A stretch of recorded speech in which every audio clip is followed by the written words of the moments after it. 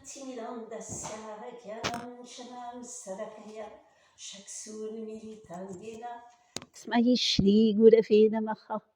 I offer my most humble obeisances unto the lotus feet of my spiritual master, A.C. Bhaktivedanta Swami Prabhupada, who has opened my eyes with the torchlight of knowledge, for I was in the darkness of ignorance.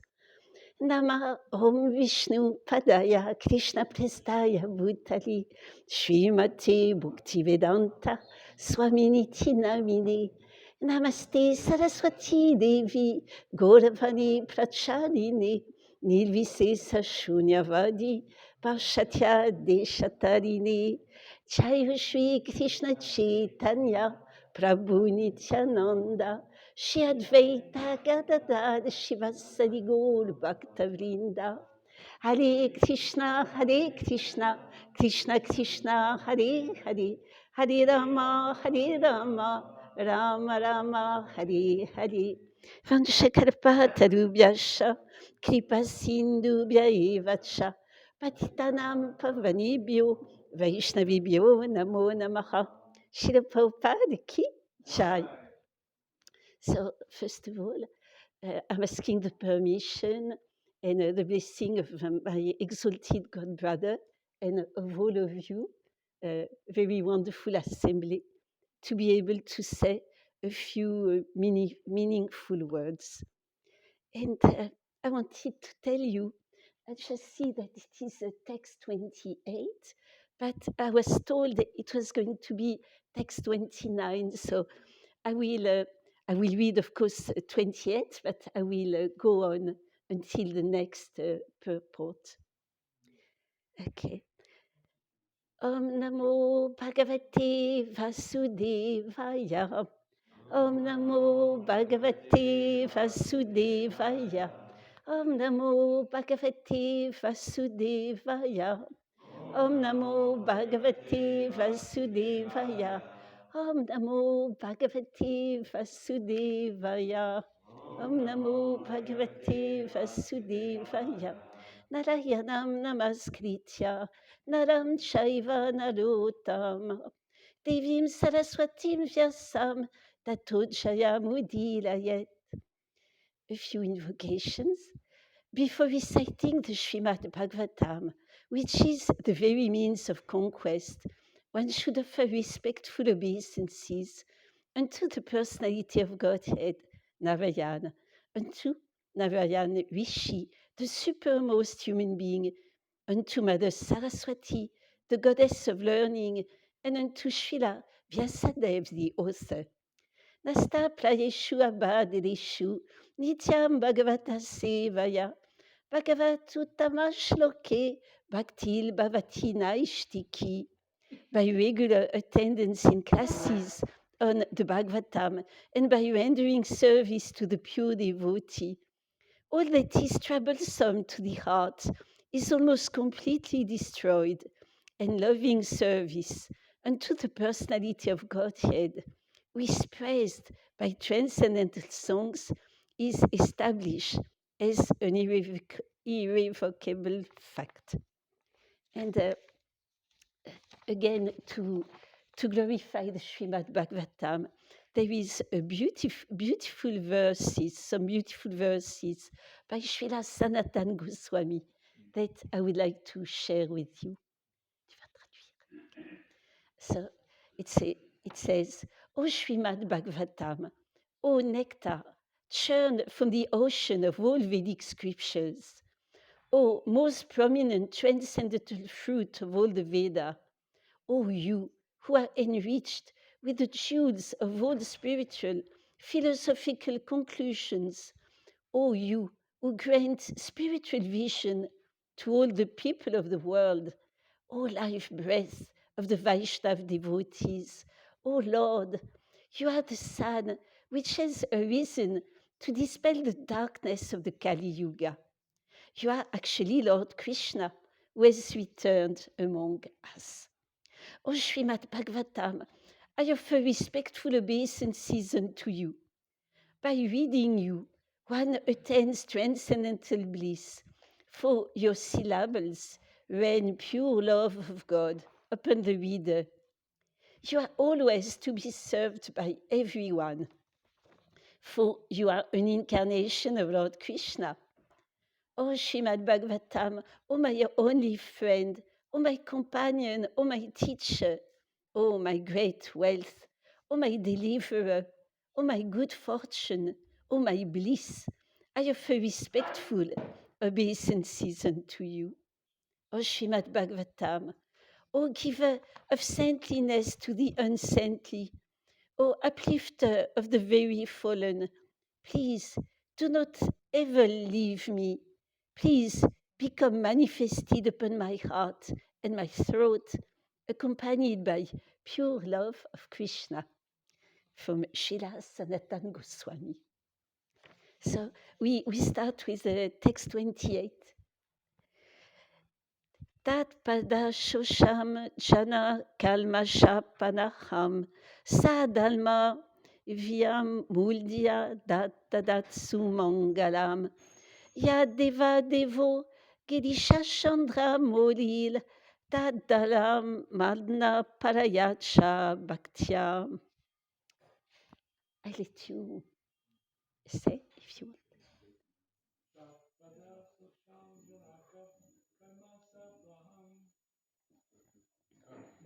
Shadam Namaskana Paham.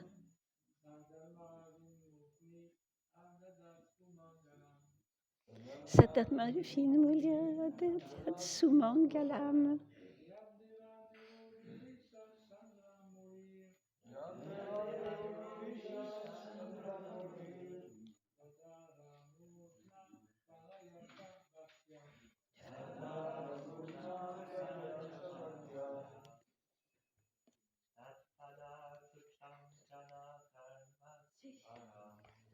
Tat Padancha.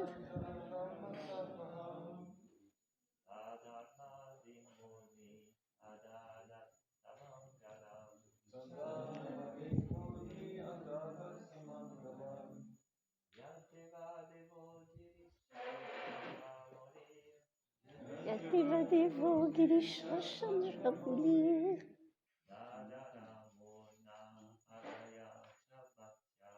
Dadala Mudna Paracha Bhaktya.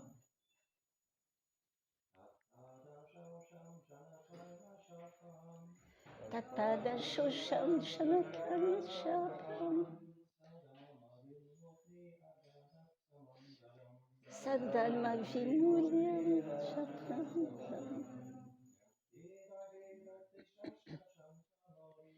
Yadeva Deva Girisha Chandra Mulir. Dadala Mudna Parayacha Bhaktya.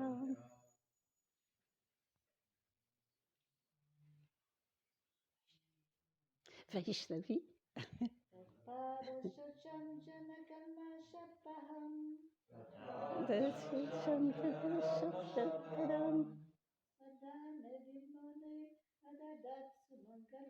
Sadalma Vimulinya Shangamalam. Yadeva Devo Girisha Chandra Mulir. Dadala Mulna Parayacha Bhaktya.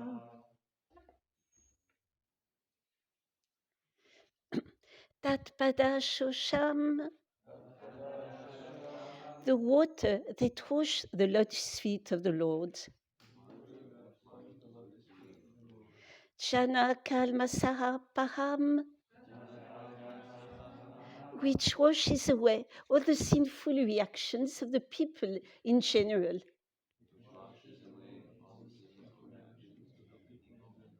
Shaha, he, Bali Maharaj.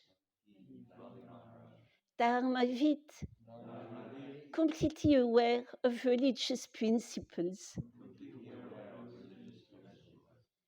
Murdni, on the head. Adadat, carried. Sumangalam, auspicious. Eyat, which. Deva Devaha, the best of the demigods. Girishaha, Lord Shiva, Chandramulir, who carries on his forehead the emblem of the moon. Tadaha, carried. Murdna, on the head. Parayaha, supreme. Cha, also. Bhaktya, with devotion. Translation. Okay. Lord Shiva, the best of demigods, who carries on his forehead the emblem of the moon, receives on his head with great devotion the Ganges water emanating from the toe of Vishnu. Being aware of religious principles, Bali Maharaj knew this. Consequently, following in the footsteps of Lord Shiva, he also placed on his head the water that had washed the Lord's lotus feet. Purport by Srila Prabhupada. Lord Shiva is known as Gangadhara, or one who carries the water of the Ganges on his head. On Lord Shiva's forehead is the emblem of half moon. Yet, to give supreme respect to the Supreme Personality of Godhead, Lord Shiva placed the water of the Ganges above this emblem. The example should be followed by everyone, or at least by every devotee, because Lord Shiva is one of the Maharajan. Similarly, Maharaj Bali also later became a Maharajan. One Maharajan follows another Maharajan, and by following the Parampara system of Maharajan activities, one can become advanced in spiritual consciousness. The water of the Ganges is sanctified because it emanates from the toe of Lord Vishnu. Bali Maharaj washed the lotus feet of Vamanadev, and the water with which he did so became equal to the Ganges. Bali Maharaj, who perfectly knew all religious principles, therefore took that water on his head, following in the footsteps of Lord Shiva.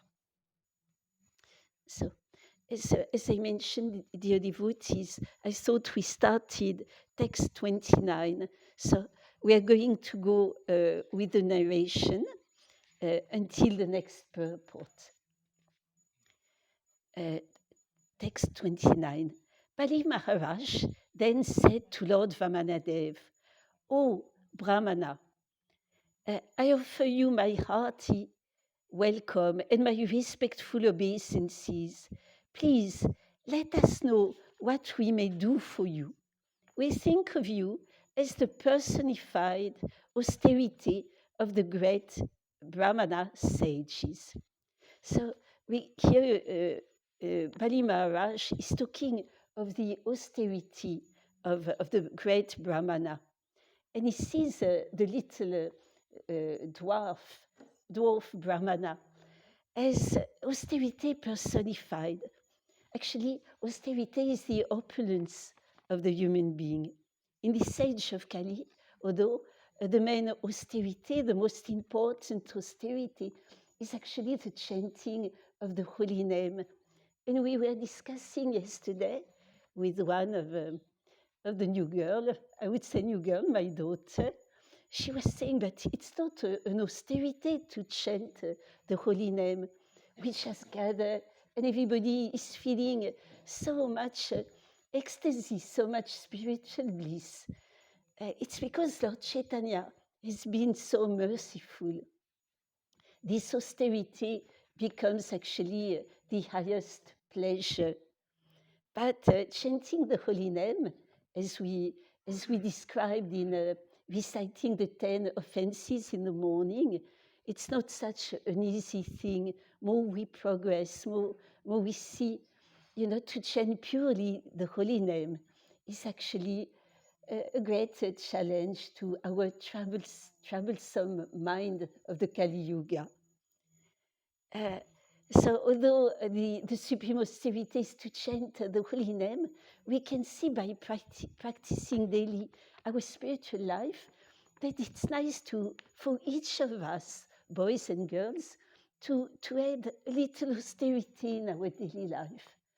And it can be different kind of austerities. Each one of us, by being very honest and introspective, can see which austerity will be conducive to spiritual life. And by doing at least a little austerity, we can progress on the path of Krishna consciousness, because austerity, it's actually the wealth of the Brahmana.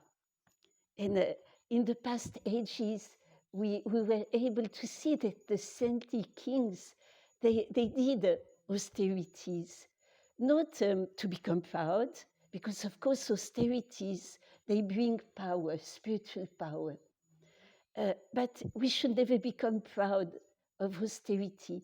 But they did this austerity to share the benefits with all their citizens.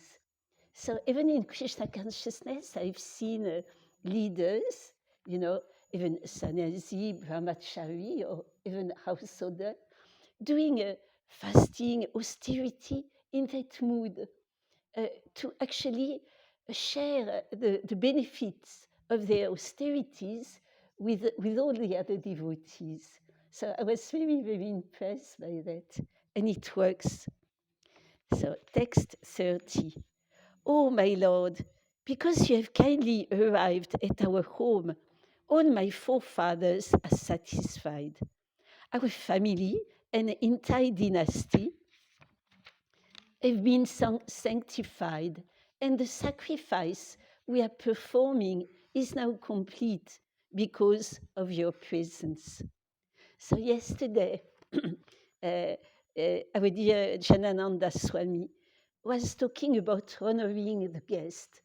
How it's important to receive really, really well a guest in your home, even if he's your enemy.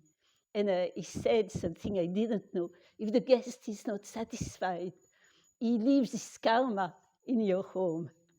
But we can see that in the age of Kali, people don't know how to receive properly guests, especially saintly persons. And even sometimes in spiritual congregation, guests are very badly received. And I wanted to share with you a very instructive pastime. It's in the Christian tradition. It's a great saint who was born in Italy, called Saint Francis of Assisi. And Srila Prabhupada said about Saint Francis of Assisi that he was a Vaishnav.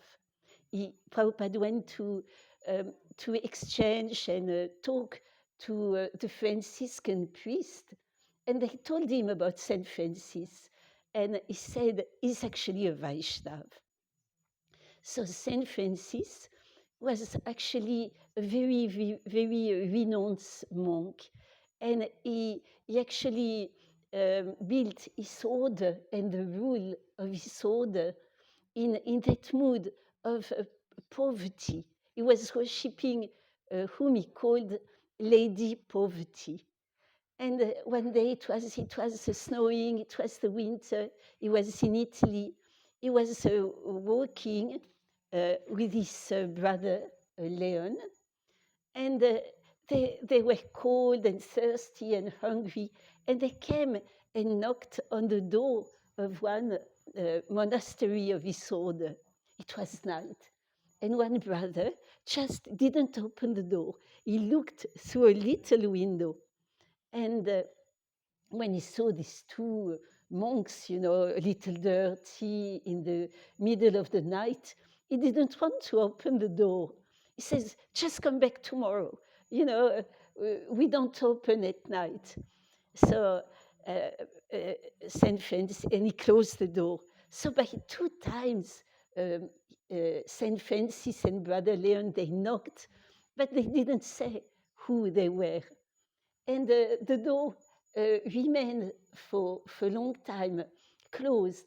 And then St. Francis turned to Brother Leon and he said, "Do you know what is the greatest joy in the world?" And Brother Leon went on trying to mention some great spiritual joy, like to serve the Lord, to do charity, and so many. And St. Francis, showing the greatest humility, said, actually, the greatest joy is when we have walked all day, all night, and we come to the monastery of our own order. And when we knock on the door, and when nobody wants to open the door, that is actually the greatest joy. So that was a beautiful humility. But it shows us that in this age of Kali, even in religious tradition, spiritual tradition, holy men are not always well received. So now we'll go to text 31. O son of a Brahmana, today the fire of sacrifice is ablaze, according to the injunction of the Shastra, and I have been freed from all the sinful reactions of my life by the water that has washed your lotus feet. O my Lord, by the touch of your small lotus feet, the entire surface of the world has been sanctified. So here, Bali Maharaj is talking about the water that is blessed by the water that is washed the lotus feet of the Lord. And we are going to talk a little later on about that special water. And he says, by the touch of your small lotus feet. So here again, we can see our Lord Vamadev is exhibiting the opulence of beauty. Already, we talked about the opulence of renunciation, austerities, but here is the opulence of beauty. And we've heard that, of course, Lord Krishna is exhibiting beauty at the most. Is the most attractive. His name Krishna means the most attractive. He's called Madan Mohan. He's so beautiful. But Vamadev, along with Balaram and Mohini, they are exhibiting this special opulence of beauty. So he actually comes as a beautiful little Brahman boy. He has a golden complexion and golden hair. And he's very charming because he looks like a child. We have a few children in our community. And you can see how charming are the little feet of the children. They are extremely charming. Even the mothers, they secretly in their mind, sometimes they feel we don't want them to grow. So it comes in that very, very beautiful feature. When he comes, the demigods also come and they present him some gifts. They give him some deer skin, some beads of Lord Shiva called Rudraksha beads, these red beads. And also Lord Brahma comes. He gives him a little water pot. And Parvati, when Lord Vamanadev, as a little Brahmana boy, comes to beg, Parvati, she gives him the first alms. And he has a little stick and an umbrella. That's how he appears in the arena of sacrifice. So then we carry on. O son of a Brahmana, it appears that you have come here to ask me for something. Therefore, whatever you want, you may take from me.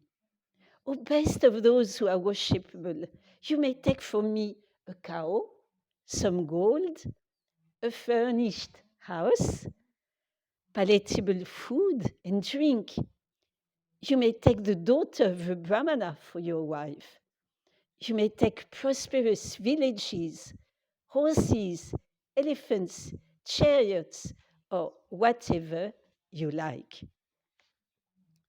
So King Bali is very, very generous. He's offering so many, many things to the little Brahmana. And we can see here that although he's the king of the demons, he knows all the Vedic etiquette, and he is very, very generous with the Brahmana. Even Ravana, he had so many Brahmana in his court, in his palace of Sri Lanka. And all the demons at that time, they knew very well etiquettes. So here, this is the end of Srila Prabhupada purports on the 8th canto, 18th chapter of the Srimad Bhagavatam, entitled Lord Vamanadev, the Dwarf Incarnation. So we go to the 19th, text 1. Shukadev Goswami continued. When the Supreme Personality of Godhead, Vamanadev, heard Bali Maharaj speaking in this pleasing way, he was very, very satisfied. For Bali Maharaj had spoken in terms of religious principles. Thus the Lord began to praise him. Verse number 2. The Supreme Personality of Godhead said, O King, you are indeed exalted, because your present advisors are the Brahmana, who are descendant of Bhrigu, and because your instructor for your future life is your grandfather, the peaceful and venerable Prahlad Maharaj. Your statements are very true, and they completely agree with religious etiquette. They are in keeping with the behavior of your family, and they enhance your reputation. Purport by Srila Prabhupada. Prahlad Maharaj is a vivid example of a pure devotee. Someone might argue that since Prahlad Maharaj, even though very old, was attached to his family, and specifically to his grandson, Bali Maharaj, how could he be an ideal example? Therefore, this verse uses the word prashanta. A devotee is always sober. He is never disturbed by any conditions. Even if a devotee remains in grihastha life and does not renounce material possessions, he should still be understood to be prashanta, sober, because of his pure devotion to the Lord. Sri Chaitanya Mahaprabhu therefore said, Kiba vipra kiba nyasi, shudra kene naya, ye Krishna tadva veta, se guru haya. Whether one is a Brahmana, a sannyasi, or a Shudra, regardless of what he is, he can become a spiritual master if he knows the science of Krishna. Chaitanya Charitamrita Madhya Lila 8, verse 128. Anyone completely aware of the science of Krishna, regardless of his status of life, is a guru. Thus, Prahlad Maharaj is a guru in all circumstances. Here, His Lordship Vamanadev also teaches sannyasi and brahmacharis that one should not ask more than necessary. He wanted only 3 pages of land, although Bali Maharaj wanted to give him anything he wanted.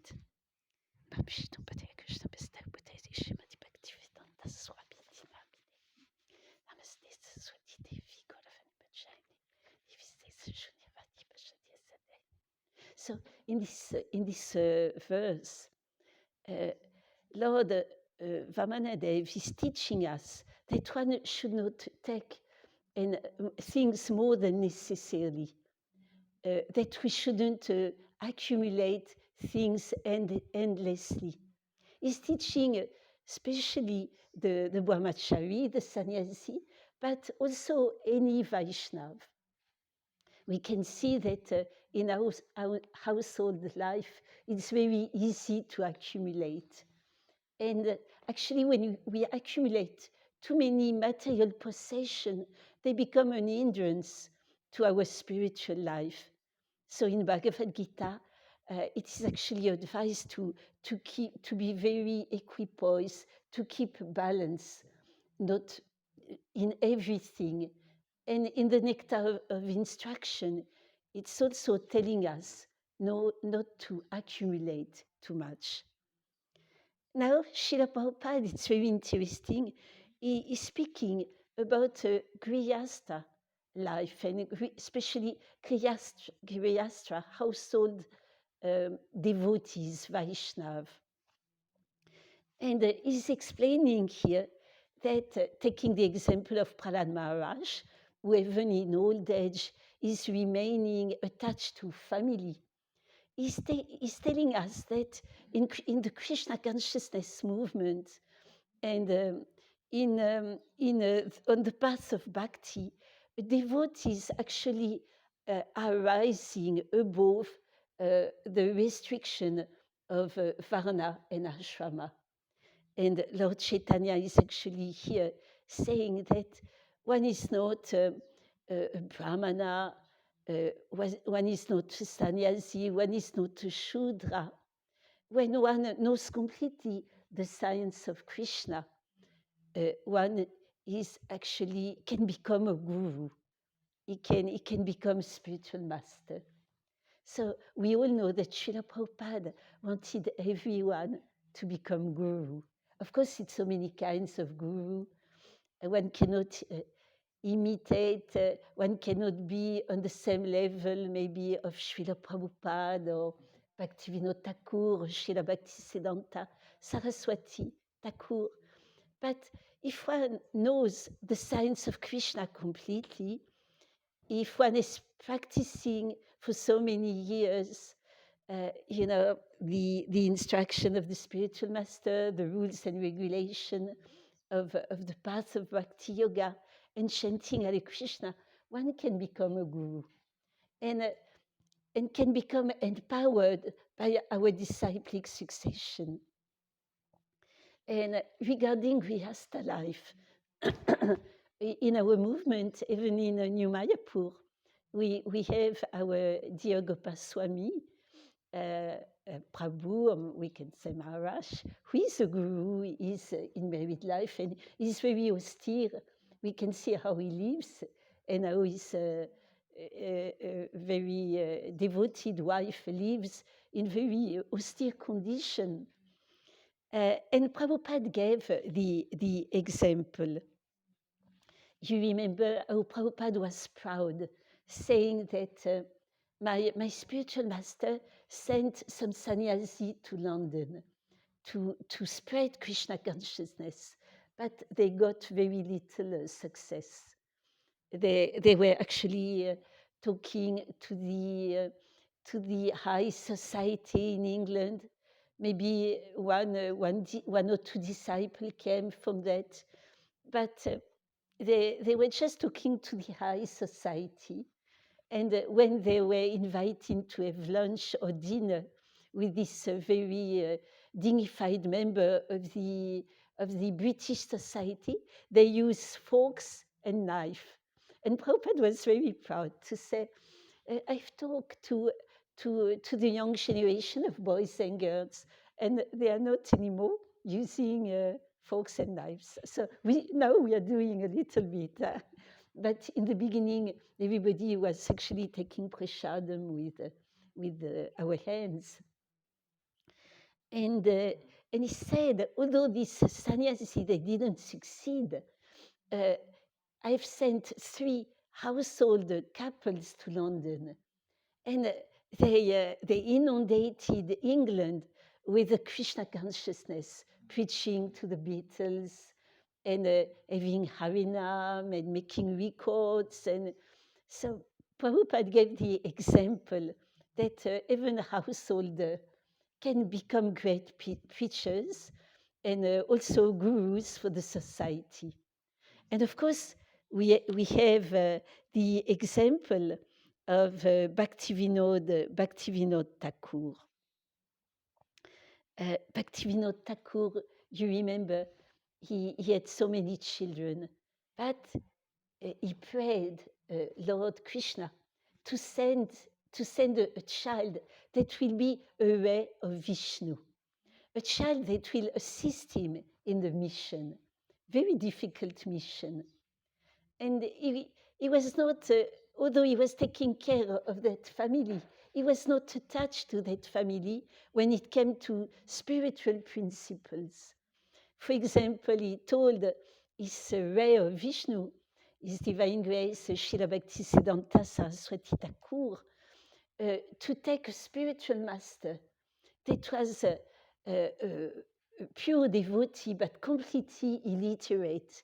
And Srila Bhaktisiddhanta Saraswati Thakur was the greatest scholar in the universe at that time.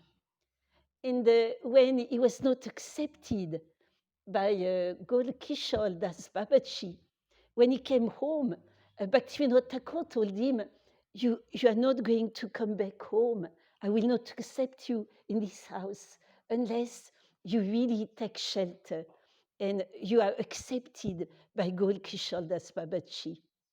Also, Bhaktivinoda Thakur gave the example of his uncompromising, pure Krishna consciousness.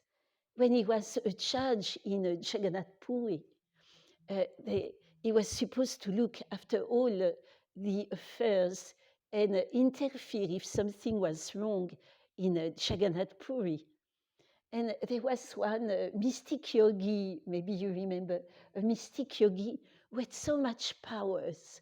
And he was claiming to the population that he was actually an incarnation of Vishnu, that his brother was actually Balarama Anantasesha, and his mother Lakshmi.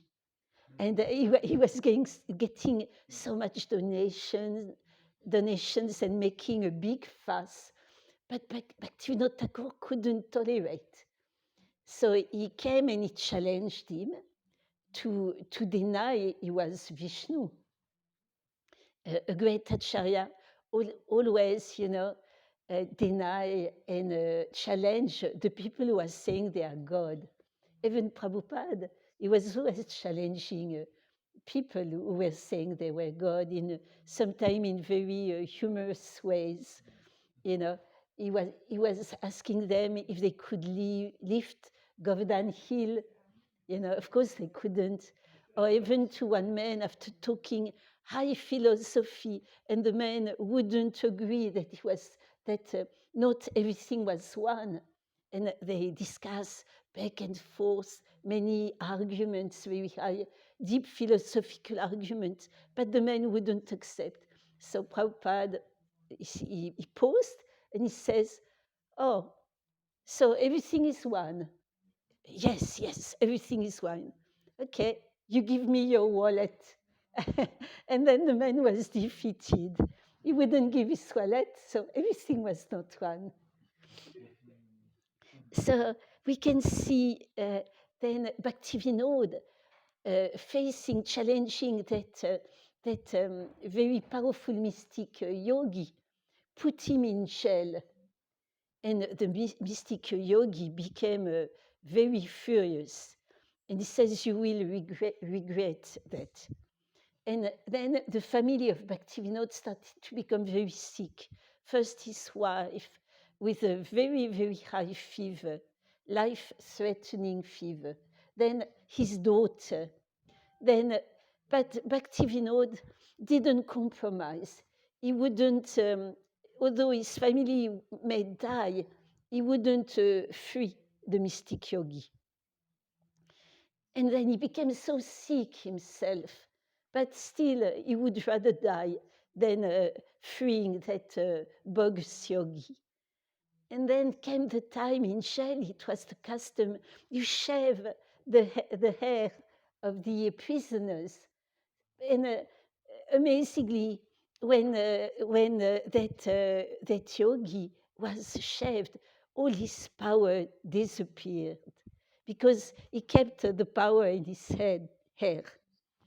So Bhaktivinoda got well and the family got well, but we can see that he was not attached to the family to the point of really seeing somebody who was saying he was God and who was challenging God, his beloved Lord Krishna, the Supreme Personality of Godhead.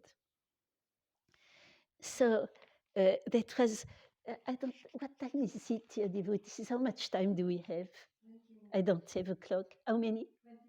20 minutes. So if you would like, dear devotees, I would like to take you to the pastimes of Lord Vamanadev to illustrate all these beautiful verses. And by doing so, I'm going to invite in writing my dear God brother, Radhanath Swami. So we are going to go through the narration. And as you know, when Radhanath Swami is actually giving kata, it's very, very lively. It's absolutely beautiful. It's you feel like you are there in the pastime. So first, we're going to describe the personality and the family of Bali Maharaj. He was actually a very, very intelligent king, and he had a very, very unusual family. His father was called Virochana. And you know who was his grandfather? Who was his grandfather?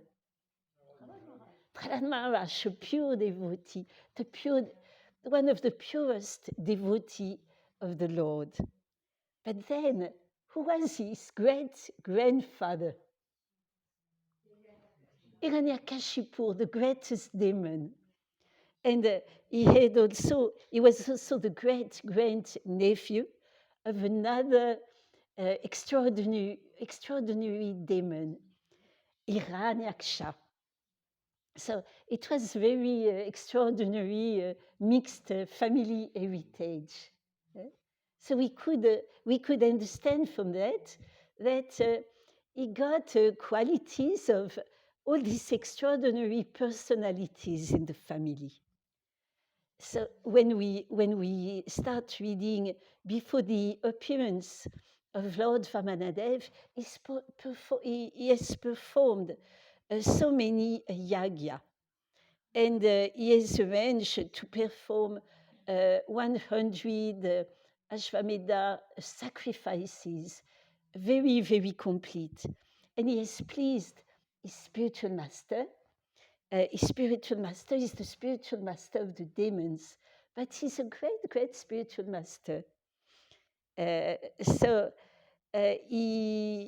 spiritual master, Shrukaracharya, is so pleased that so much power has come to Bali Maharaj. When you see him, he has the full radiance. He's so beautiful. And we can see the power is emanating from him. It's so vibrant, so strong. And he has a glorious army as well. So much so, seeing his energy and his radiance, that the demigods don't know what to do. Bali Maharaj, he has gathered his army and he's marching with the army to the kingdom of Indra. And when Indra can just see all the army and Bali Maharaj, he's full of fear. He doesn't know what to do, although himself, Indra, is so powerful. He's asking, what can I do? He can see that just the effulgence of Bali Maharaj can destroy all the heavenly planets. He has no hope of fighting and defeating him. So he's asking his spiritual master, Brihaspati, what can I do? he has so much power, he has pleased the Brahmins, the descendant of the sage Bhrigu. And his spiritual master, what shall I do? And Brihaspati tells him, you can just escape. That's the best thing you can do. Just escape and hide. You become, by your mystic power, you become invisible and you escape. So it's a hard time for all the demigods, the citizens of heaven. They become poverty-stricken, they hide, they are in fear, they are like refugees. And it is very, very embarrassing situation. The mother of the demigods, Aditi, is actually feeling so sorry for children. And her husband is not here, Kashyapa is doing austerity. But when he comes back, he's asking what is the situation, what's happening in the ashram. And Aditi replies, oh, everything is fine in the ashram, but it's a terrible situation in the heavenly planets. And she explains that the demigods, they just flew away in fear of Bali Maharaj. So she's saying, our children, they just escape. What can I do? What can I do to help them? And he's telling, you should pray to Lord Vishnu. You should do a very, very special sacrifice. It's called Payovrata sacrifice. It's a very detailed act of devotional service, a very special sacrifice people were able to do in this age.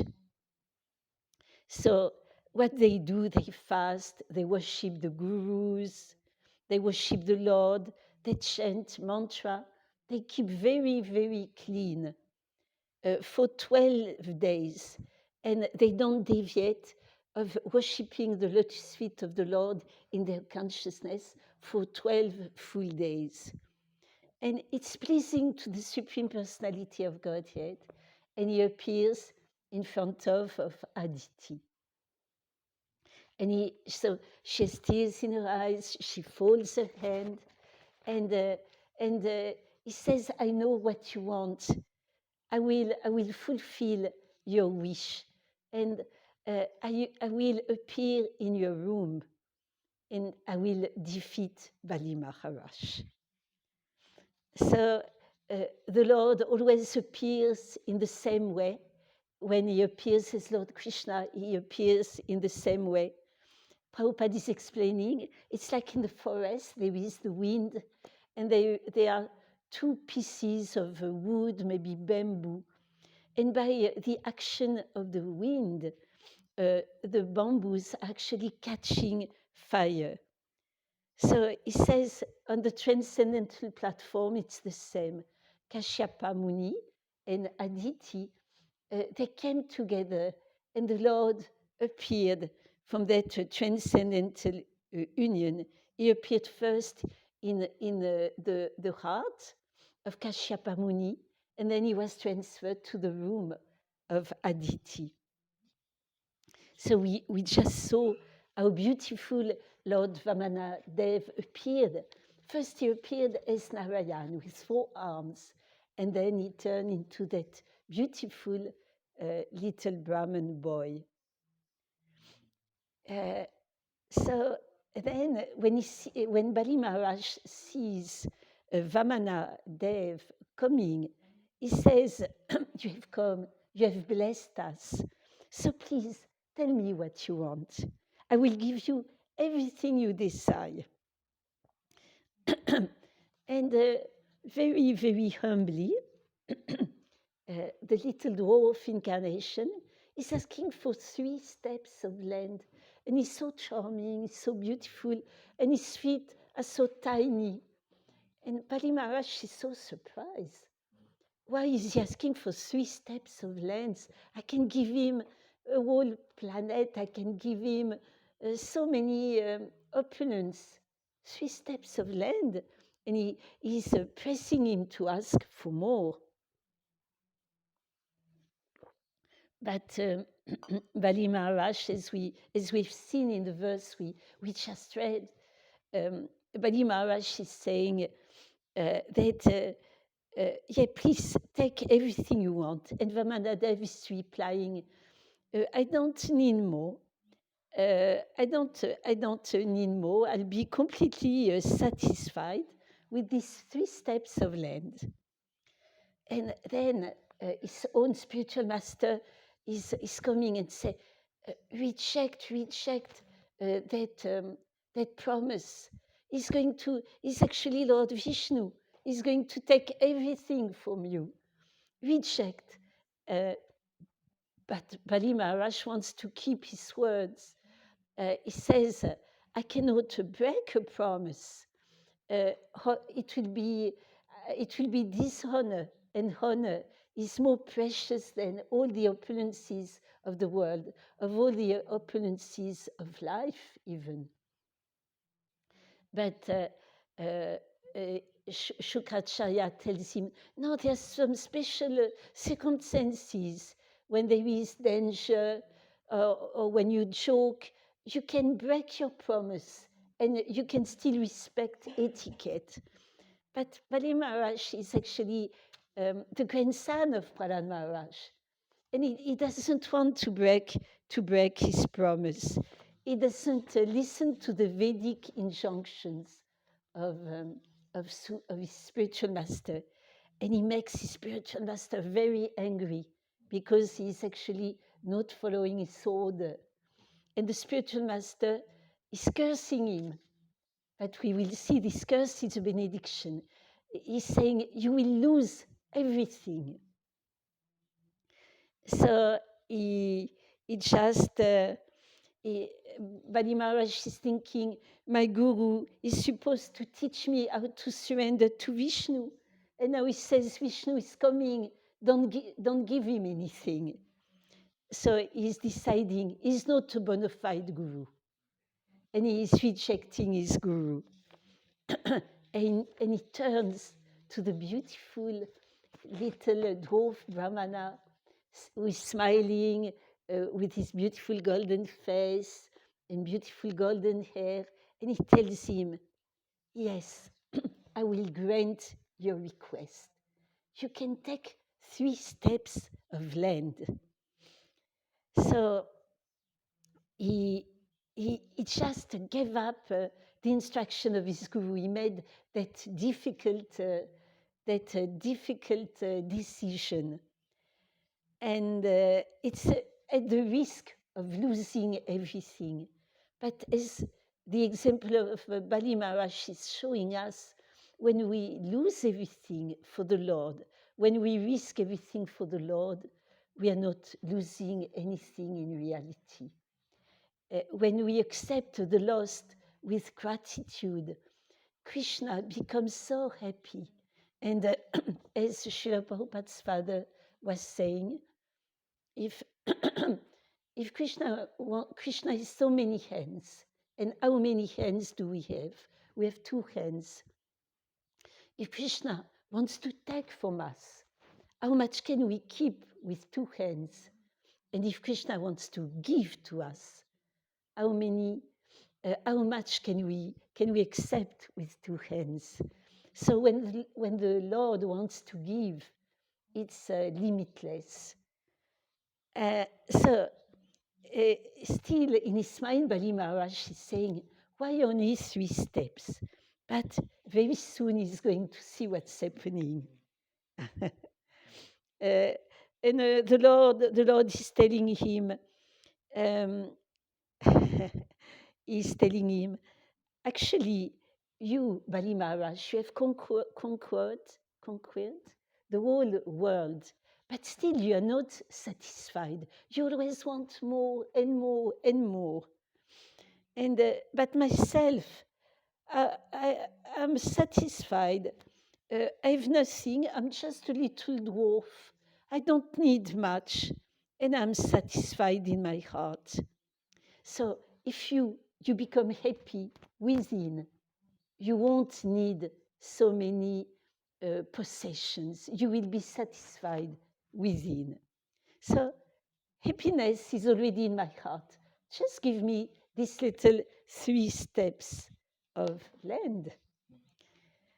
So at the time, he's worshipped by Lord Brahma and by demigods who are actually worshipping its lotus foot. And he takes his first step and he's assuming a gigantic form of Trivikram. Tri means 3. The Lord became gigantic when he took 3 steps. So his first step is covering all the material, the material world. And with his little toe, that's no, actually, that with the second step, it goes so high that it goes to the end of the universe. And his little toe is actually piercing the covering of the universe.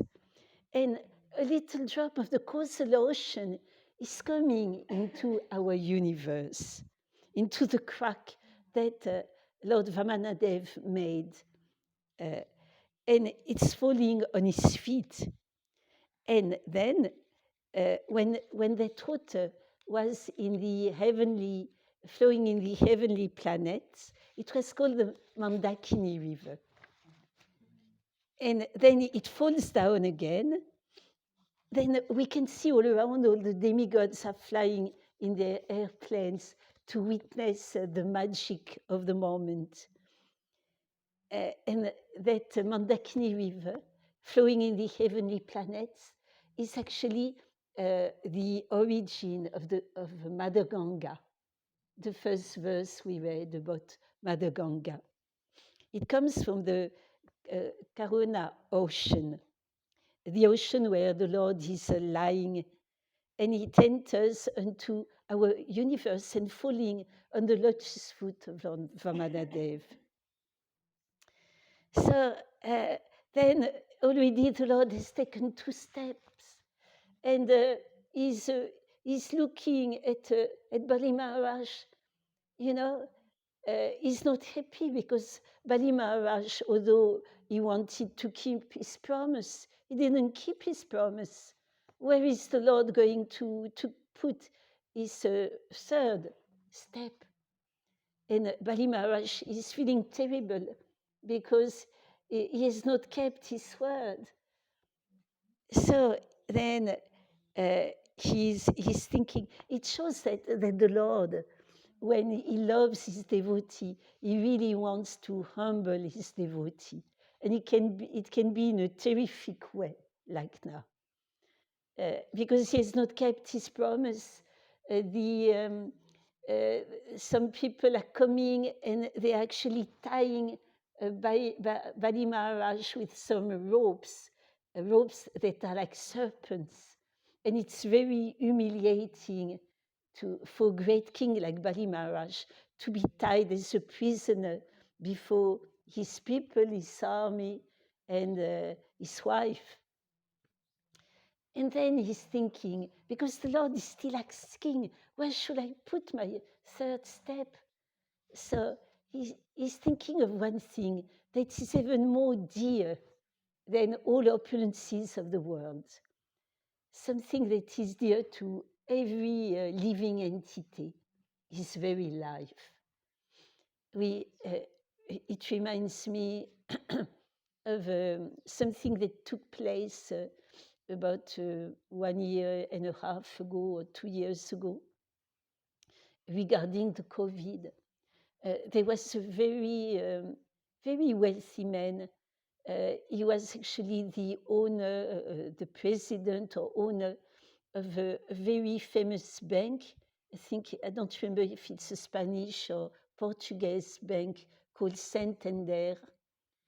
And he was Spanish. He was on top of the top. And actually, he was facing death with COVID. And at the time, people were just gathered, isolated completely, in the open air. it was so many people sick, and his family couldn't see him. So he died like that, like any poor man. And his daughter wrote, she wrote that my father actually was begging for the only thing that is free, that money cannot buy, air. He was actually aspiring, for suffocating, praying to have some air, but money couldn't buy air.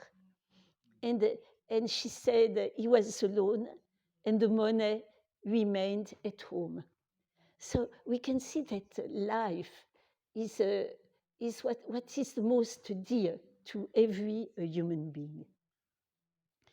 And that's what thought the wonderful Bali Maharaj. That's how he became one of our 12 Maharajan, our greatest soul in the universe. And he looked at the Lord and he said, "My dear Lord, you can put your third step on my head." And then he surrendered his very life to the Lord. And that's actually the path in Krishna consciousness, full surrender. And although that is what is asked to our sannyasi when they take the sannyas initiation, that they should surrender their body, their mind, and their words. But it is actually asked to each one of us, even if we are newcomers, if we are ladies. Prabhupada wants everybody to become a saint, to become saintly devotees. So he did that, he surrendered everything. And Lord Vamanadev was so happy. And his grandfather, Prahlad Maharaj, came and appeared on the scene. He was very, very proud of his grandson. And then Lord Vamanadev gave actually a planet to Bali Maharaj. And he became so attached. He loved this devotee who was fully surrendered so much that he, who had assumed the gigantic form of Trivikram, who had lorded over all the planetary system up to the spiritual world. He took the humble position, being conquered by the love of his devotee. He became the doorkeeper at Bali Maharaj Palace. So I wanted to go with you through that beautiful, instructive narration. And it gave us so many lessons. It showed us that by risking everything, with our intelligence, of course, not whimsically, but even us by taking a risk for the pleasure of the Lord, for Lord Krishna, to relieve the conditioned soul, we shouldn't be afraid that the Lord will always be there to protect us and that He will be pleased with us and that we will live wonderful adventures like Prahlad Maharaj, like Bali Maharaj.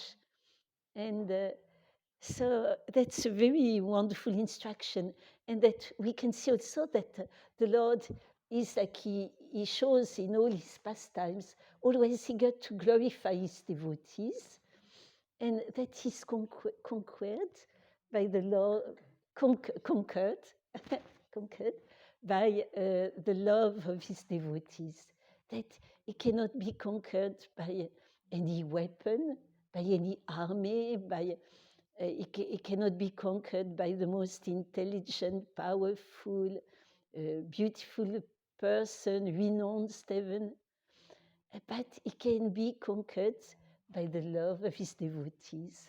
So we are very fortunate that Prabhupada came to give that process to reestablish our loving relationship with the Lord. Srila Prabhupada ki jai. So I don't know what time is this. 9. Oh, it's late already, huh? Yes. So thank you so much, dear devotees, it was such a honor and pleasure to share these beautiful pastimes with all of you. All grace to your service, all grace to Srila Prabhupada, Hari Hari Bol. Oh. Srila Prabhupada ki jai. New Mayapur ki jai.